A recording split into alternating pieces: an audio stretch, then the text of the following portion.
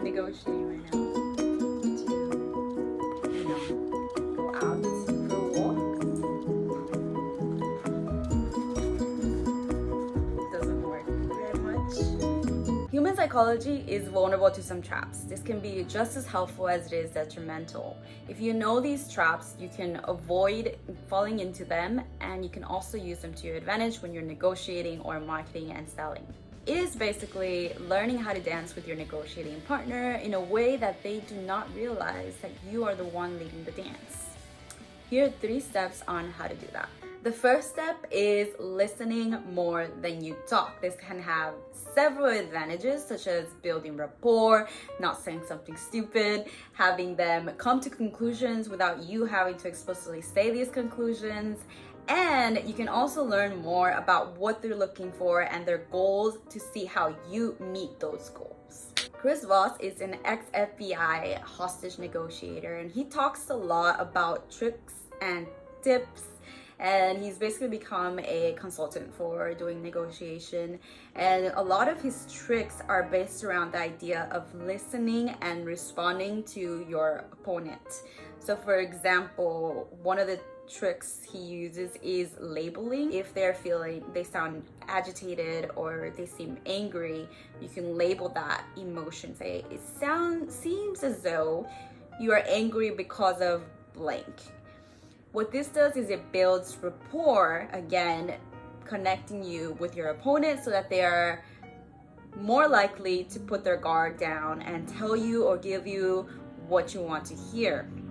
Another example of a tactic used by Chris Voss is mirroring. Again, you have to pay attention to what your opponent is doing, their tone of voice, their actions, even just the mannerisms that they're using. So for example, for me, I'm using a lot of my hands right now.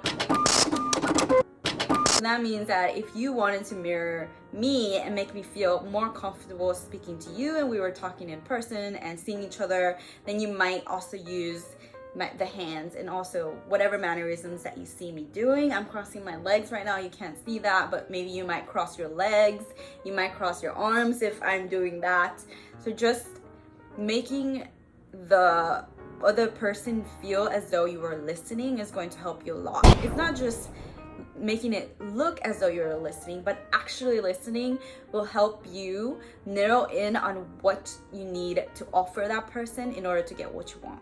The second step is to talk to your opponent in the way that they want to be talked to. In the same way that we all have love language, we also have a negotiating language in which we communicate and negotiate. So again, it's important to pay attention to the way that your opponent is acting, their tone, their body language, all these things that you can mirror. But in the same vein, you should mirror the way that they are negotiating with you, because that is the way that they respond. Again, this does not mean if the person is being aggressive that you're going to be aggressive, but you can respond to that in a way that is similar without having to escalate. Chris Voss also talks about this, about the 3 negotiating types, and that can be the analyst, the accommodator, and the assertive. So again, not matching an aggressive person with aggressive attitude, but maybe a more assertive attitude will get the respect of that person and also get them to more fully listen to your communication style. If you're able to match your negotiator's negotiating style, they are more likely to respect you and therefore to listen to what you actually have to say.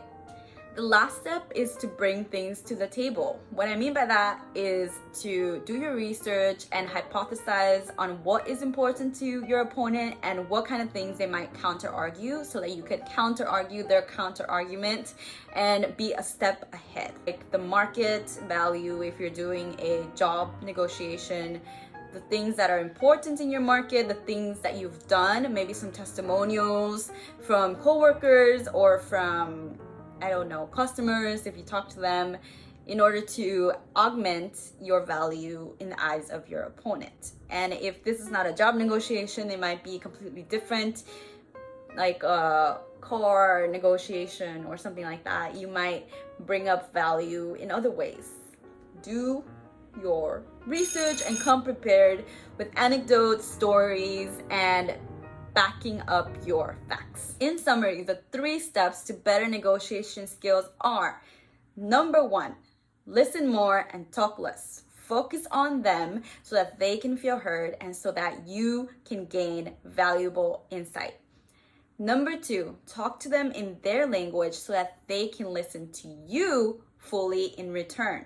And number 3, bring something to the table. Research so that you can have counter arguments to any possible scenarios that come up in your conversation. I hope that helped and you go and negotiate something great.